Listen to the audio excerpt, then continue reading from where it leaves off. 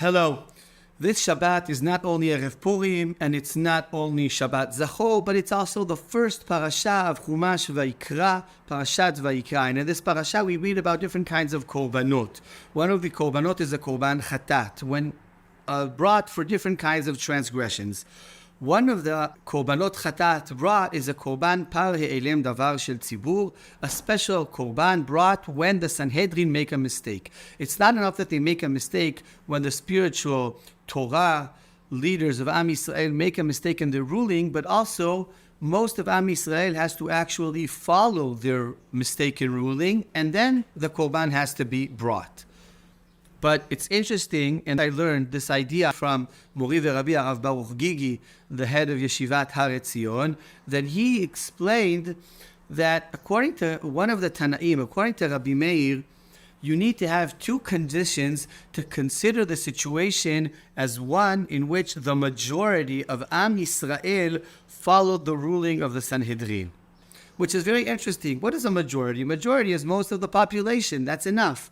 But no, Rabbi Meir says there have to be two conditions. It's not enough to have most of the population of Am Yisrael following the rules of the Sanhedrin, but it also has to be the majority of the tribes. If you have 7 tribes that follow the ruling, but they consist only 47% of Am Yisrael, so that's not considered a majority. And if you have 55% of Am Yisrael following the rulings of the Sanhedrin, but they only consist 6 tribes, so then you also don't consider this as a majority. The majority has to be a majority of the tribes and a majority of the population. And I think this is a very thought-provoking idea. And the implications of this, I also got thinking about this from Harav Gigi. And the idea is, when we look at us, at Am Yisrael today, we have many discussions. What does it mean to be together? What does it mean that you have a majority that agrees upon something? How does democracy work? How much are you supposed to take into consideration different sectors and what they think and how they treat different issues? And many times we think about only one aspect of a majority. A majority is most of the population. That's what defines a majority.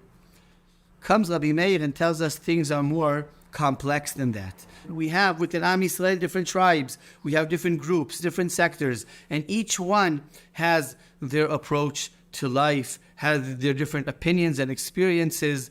And when you have to consider, what does it mean to be a majority of Am Yisrael? What does it mean that Am Yisrael goes together for something? Many times it's not enough just to take into consideration the majority of the population, but you also have to look at, let's say, the majority of the tribes. You have to be able to manage to connect the different tribes. When you talk about Achdut, it's not enough to have 75% of Am Yisrael together.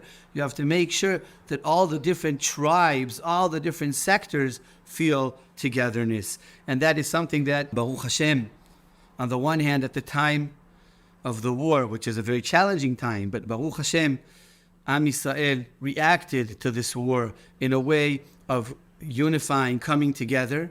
But as the time goes by, we realize, of course, there are differences between different sectors. And in order to manage to continue working together and having the country and our nation continue to flourish and succeed, we need to take into consideration not only majority of the population, but we have to take into consideration all different kinds of sectors within Am Yisrael. Shabbat Shalom and Bsorot Tovot and Purim Sameach.